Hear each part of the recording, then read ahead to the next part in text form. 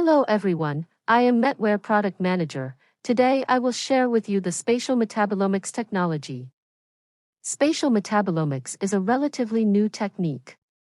When we typed in major techniques of spatial metabolomics, spatial mass spectrometry imaging on NCBI, we will find that the spatial metabolomics has now published a cumulative 16,031 articles since its first paper was published in 1970.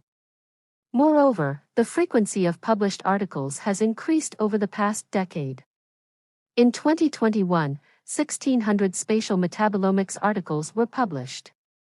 So far in 2022, 571 articles have been published. Taken together, the techniques of spatial metabolomics are gaining acceptance. Moreover, spatial metabolomics technology has been nominated by Nature twice in 3 years. The research articles frequently hit the top journals, favored by the top journals. The Stanford team published their findings in Cell Metabolism in 2019. This study mainly used spatial metabolomics and other techniques to study the mechanism of MYC promoting tumorigenesis.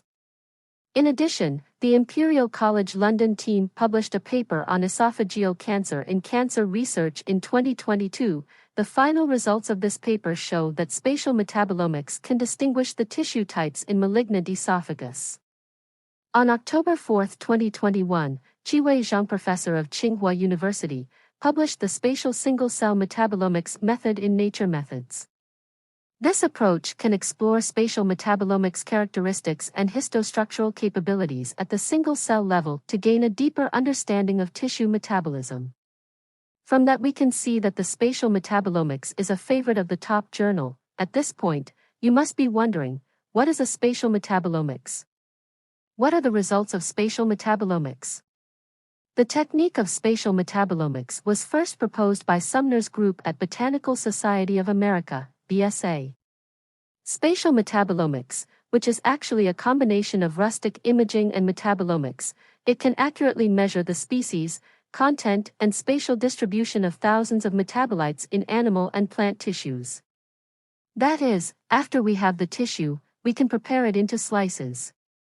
Then we can scan the mass spectrometry information of each point on the slice in real time to get the information of the metabolite content of each point.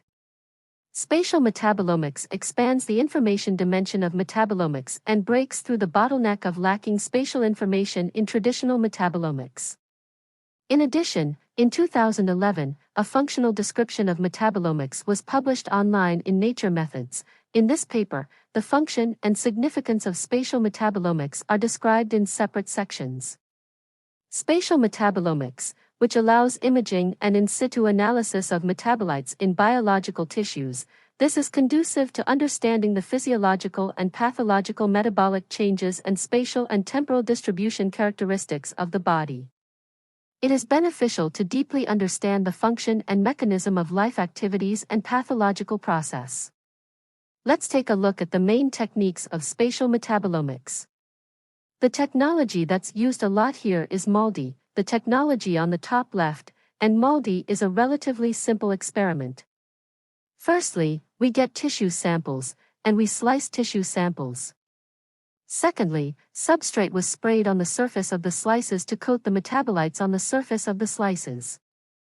Finally, we go into laser scanning. Laser scanning divides the slice into a number of areas, which are then scanned in sequence. During laser irradiation, matrix-coated metabolites are sublimated and then detected by mass spectrometry. The information of metabolites in each region and the distribution of metabolites were obtained. The spatial distribution of metabolites was obtained. So that's what we're going to talk about this time, and next time we're going to talk about why we do this. If you are interested or have a need for a spatial metabolomics study, please contact us. Website, http://www.metwarebio.com